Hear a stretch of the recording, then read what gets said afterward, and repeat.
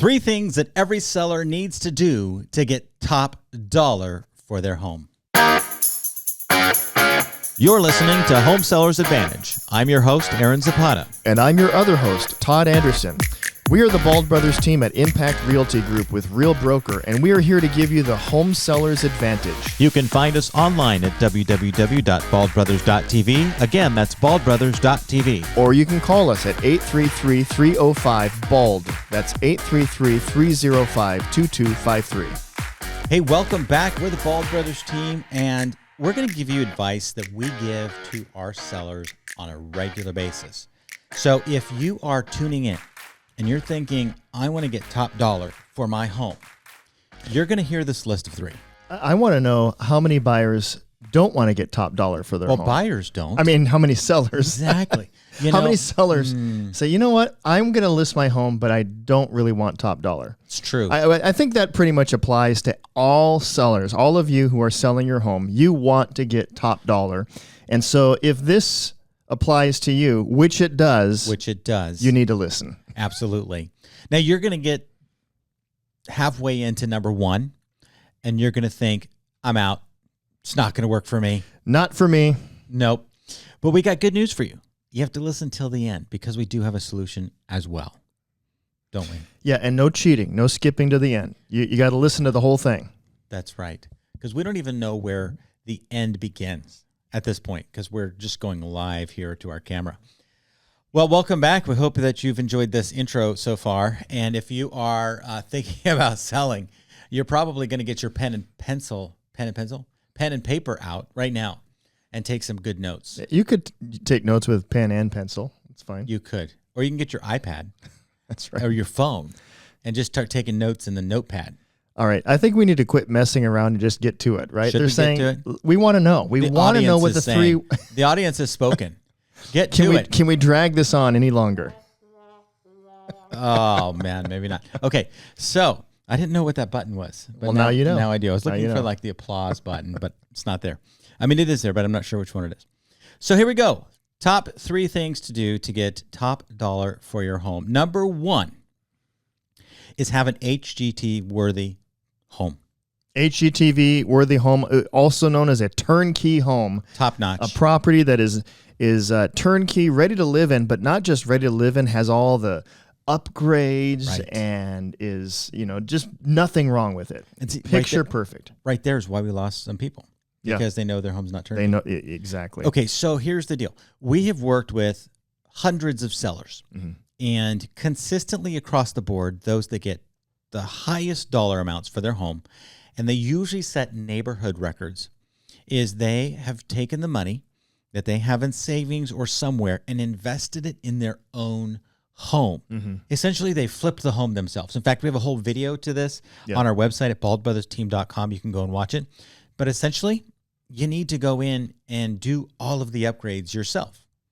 Now, that doesn't mean that you put in marble when another kind of stone will do, right? It's not to your liking. It's to the liking of the buyer. Yeah. Turnkey and HGTV worthy doesn't mean you have to have the top of the line upgrades. It's correct. Because oftentimes you don't have to spend a whole lot to be in that category. I was at Home Depot or Lowe's, I think it was Lowe's, and the circular LED lights that you see in a lot of the flip properties these days, they're right there. Yeah. They're like $79, and they make a nice light for the room. It's really nice. It replaces an old ceiling fan, that kind of stuff, right? Yeah. You don't have to go top of the line, gold finishes on everything. You don't have to go down to your tile and cabinet store and put in custom cabinets. But here is the reality. You need to have an upgraded kitchen, updated flooring. Yep. Your bathrooms need to be updated. Your windows need to be updated. Your wall colors need to be popular by today's demand. Yeah. Your green shag carpet's got to go, right? This is the rule of thumb. If you've noticed, everything that Aaron has said has to do with a surface. So think of the surfaces of your home. You've got your walls, you've got your floors. Even when it comes to the kitchen, you've got your surfaces there. The bathroom, you've got your surfaces there. So everything that you can touch that's a surface of the home should be in I want to. It doesn't have to be perfectly upgraded, but it needs to be in a very nice fashion. Do you know, this is the pop quiz just inserted in here randomly, has nothing to do with real estate. Do you know what band Forrest Frank was the lead singer for before he was known as Forrest Frank? Yeah, not sure. Surfaces. Really? Yeah. You did. My son told me that. Now we know. Now you know. And now you know. And that's right. Now Todd knows. I knew. Now you know. So yep, yeah. He was in real estate. Yeah. Talking about surfaces. So yes, surfaces, right? What you can, and then your senses, right? What you can smell, yeah. What you can feel, what you can hear. So if you have a drippy faucet, like it's got to go. If you have a toilet that's running in the dark over there in the room while no one's in there, like that's got to go. It's got to be replaced. And please, please, please, if you have a smoke detector that is beeping, just replace the battery. And if you can't figure it out, just remove it, yes. replace it. Yes. And then also any sort of smells. Oftentimes, if you're living in a home, you get used to certain smells, but somebody nose blind. Yeah, and somebody walks in and they immediately notice it, and so that's another thing that will affect the sale of your home. I walked into a newer home and it smelled like dead fish, and I kid you not, in the toaster oven in the kitchen, on the countertop were dead fish, like in the toaster oven, and it was disgusting. And my buyers were like, "We're out. We don't even care about the rest." So smells go a long ways. Yeah. The other thing too is your popcorn ceilings, and so any kind of safety feature where they believe it could lead to death, like asbestos, and or lead-based paint or broken glass, like that stuff, safety items certainly have to be removed or replaced in order to get top dollar. Yep. So that's like the number one thing. Yep, and that will be the first one that you might scare you away. Right. But you got to listen to the next two. Yeah. To realize that there is a potential for you to get top dollar for your home. Yep. Number two. Ready for number two? Numero dos. Number two is to have proper marketing. Yes. Proper marketing goes a long ways. You can have a turnkey home, HGTV worthy, ready, and if you don't have proper marketing, it's going to fail to meet the target audience. And by proper marketing, we mean hire a professional photographer. Yes. Now, Todd and I have had a background in photography. Him and I have both actually photographed weddings. Yep. Okay. So by any standard, I would say that we are at least reasonably good to be hired by other people to capture their most important moment. Okay. Which means we have some degree of photography etiquette and skill. I technically have the skill set and the equipment that I could do the photos myself. I could, but I don't. Because Todd is not, and nor am I, a real estate photographer. Exactly. That is not my forte, and I would much rather pay money, and this is part of the cost that we incur as realtors, as your realtor. I would rather pay that to a professional who that's all they do, and they will do a better job than I will do, most likely, but they'll certainly do it quicker and with a much better result. So we definitely want to make sure we don't skimp when it comes to photography. And so when you take photos, obviously that's important. And part of marketing and photography is also whether or not a video is appropriate, what the audience is that's going to be put out to. So does it go to YouTube? Does it get emailed to people? Does it go through an email blast? Does it go on Vimeo? Like all of those different things. Can you cut it into a reel? Can you do all those things? So all of that is part of marketing. The additional thing for marketing is if your home is empty, let's say you cleared it out because you had old furniture and you listened to the Bald Brothers team and you said, they told me I had to go do this. And declutter. And you decluttered and now your house is empty but beautiful. We are going to say that marketing also includes staging. People cannot envision, or I should say most people cannot, envision what a home's going to look like without the furniture already there. Yeah, to see what the potential is for the home. And so oftentimes it might actually include getting rid of your furniture because, no offense to you, but sometimes your furniture is not as marketable as... It's ugly, okay? Yeah. Okay, Aaron went and said dirty, and it's old. It's the good cop, bad cop. I was trying to be nice. You were.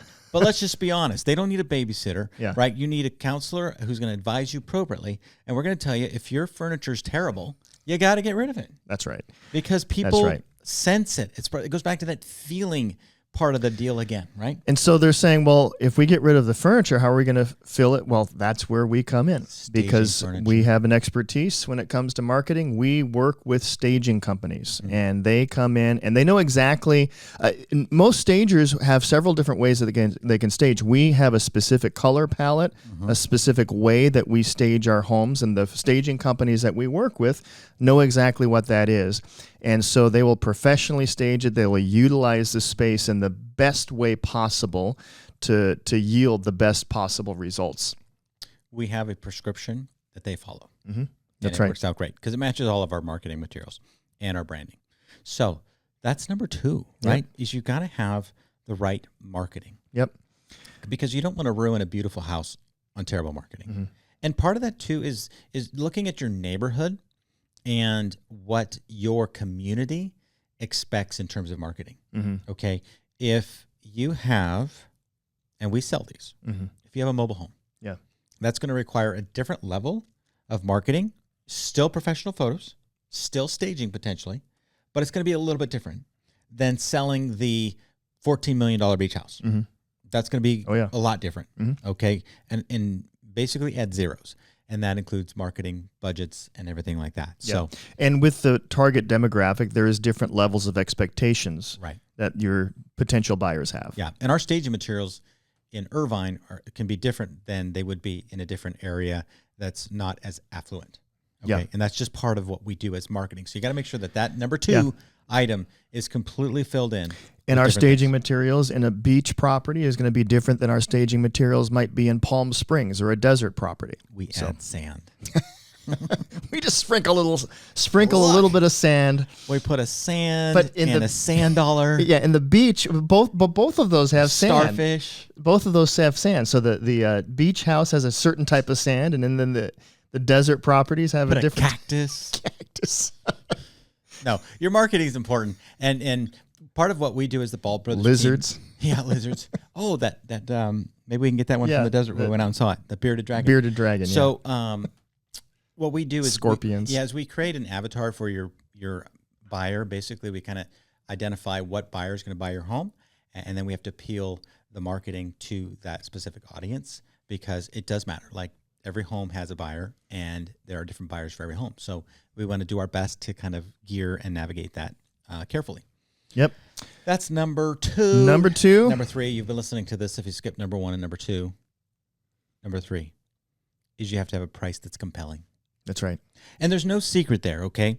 Buyers today are the most educated buyers that we've ever seen in the history of the world. They can go on to Zillow, Redfin, Realtor.com. They can go on to a dozen other websites that create what are called estimated values, right? Zillow calls it a Zestimate. Redfin just says estimated value. Realtor.com says the same thing. And buyers know those things, and they research those things. Yeah. They dive in, and they know, like, okay, your house is on a busy street, and they go and they look at other houses on busy streets, and they're going to figure out what the delta is between an interior lot and then a house on a busy street, and they're going to know those things. Yeah. They're going to be very informed when it comes to pricing. Yes, and those websites that Aaron just mentioned, they pull market data, and they make a Zestimate or an estimate, whatever they're calling it, based off of that market data. But what they don't have, the information that the algorithm doesn't have, is the particulars to your house, the accoutrements, the upgrades, all those sorts of things that are unique to your home. They don't have that, but we do have access to that. So that helps us coming up with a price. Now, this is where the pricing needs to be compelling, combined with your marketing. And so if your marketing is showing that you have a beautiful turnkey home with upgrades and everything is beautiful, then that price point would be compelling based off of the condition of your home. But if the price point needs to be compelling and we see that your home maybe doesn't have all the upgrades and maybe it's more of an as-is property, well, then the price needs to be commensurate with the commensurate. You said said commiserate. I said commiserate. Commiserating. Commensurate. Thank you. You're welcome for correcting me. That's so funny. He says accoutrements and commiserate. Yes, we love this. But it has to be taking into account the condition of the home. And the marketing that we have employed in part 2 of the step number 2 will reveal the condition of the home. And so the condition of that home, as revealed in point number 2, will then also be accented by point number 3 with compelling pricing. Now, compelling pricing means, hey, this is a good price for the condition of the home. It doesn't mean compelling pricing like, oh my goodness, look how expensive this home is. It's more a matter of compelling to draw buyers in to see that they're looking at something that's a great deal and they better act as soon as they can. Yeah. Now, if you had like 2 S550 Mercedes lined up next to each other and they both had all the bells and whistles, right? They had every custom thing that you can get on the vehicle, and one is priced at $50,000 less than the other one. Mm-hmm. Now, if you just walk onto the lot and they look identical and they're the same everything, you're going to go look at the one that's cheaper first. Mm-hmm. And then if you have 10 people looking at it, they're going to bid up the price probably to somewhere closer to the more expensive one. Mm-hmm. And then the one that's more expensive is not going to get any offers. Yeah. Right? So just because your home is, nice as the house next door, if there's 2 of them that are competing, you still have to make the price compelling to get the first look. Mm-hmm. So you want to know the strategy, and there are strategies that we specifically go over with all of our home sellers to help them decide which of the strategies. But obviously, finding a compelling price is a key component to making sure it sells for top dollar. Yeah. Which maybe sound counterintuitive, but it's not. It's exactly what needs to happen. So here's the question. At the very beginning, we said, hey, this first point is going to turn you off. And we said, listen to the end. So what if your first point, you don't have the budget to be able to fix your home up to be HGTV worthy? You're more in a position it's like, you know what? I don't have that kind of home, but I still want to get top dollar. I need to sell it as is. How does point number 2 and point number 3 play into that? Mm-hmm. Why did we tell them they need to listen to the end? Well, because here's the answer to that question. Your compelling price is absolutely essential. Mm-hmm. And there is a price for every home. That's right. So depending on your comfort level, if you are a very private person and you don't want people coming through your house and you don't want people traipsing through and looking at everything because it's basically an invasion of your privacy. You want to sell it off market to somebody who's not going to worry about the condition, who's not going to make a big deal over how old the water heater is, right? You're in that position and you just need to get the home sold. Mm-hmm. Well, there's a price for that. Yeah. And there are investors and there are buyers who will buy off market properties, and you can do it very seamlessly. And the price is going to be compelling. And again, using a strategy of marketing, perhaps we're not going to send in a professional photographer, but if we send in some of the photos and out to our investor network, we're going to be able to help you sell that property off market. Yeah. And now you may say, well, I'm not concerned about privacy and I don't want to go that route. Well, that's fine. What we do is we can send a professional photographer to still take a picture of your home, pictures, and then use the ones that bring in the biggest amount of audience, the most buyers, and do an open house at a very compelling price, and that's going to generate a massive amount of interest. Yeah. In fact, we just did this. Yeah. Mm-hmm. We had one that was in Orange, and family home, inheritance, and the house was interesting. It did have very unique. It did have shag carpet, gold, gold, built-in cabinetry that was 50 years old. Rock fireplace, a dead grounds in the backyard. We'll say the house had personality. It did. And that's totally fine. The kids loved it that way because they grew up in the home and it had memories. And we didn't go in there and say, you need to fix it up. You need to make sure you do everything. They had a price in mind that they wanted. And we talked about this pricing strategy. We listed it slightly below that price. We got multiple offers, and the buyers, seeing that it was a compelling price in this wonderful neighborhood, they drove that price up, and our sellers were able to get that price that they wanted. Yeah. Even though we didn't start there, we started below that. Yeah. So there's an example of actually getting top dollar for your home that's relegated to the condition that the home is in. Yeah. And so there is a strategy regardless of where your home falls on the spectrum of turnkey readiness, there is a strategy to get top dollar for your home at every stage. And you know what? Multiple clients this year have left us 5-star reviews using that strategy without having to put all the money into the home to get it to the top dollar in the neighborhood. Yeah. Because let's just be realistic. If you're listening to this and you know that you don't have the top turnkey home, you are not expecting to get the same price as your neighbor did. Because we just have to be realistic, right? We have to be realistic. That's right. And we all know in our hearts kind of where that number is. And so, we want to be honest with you.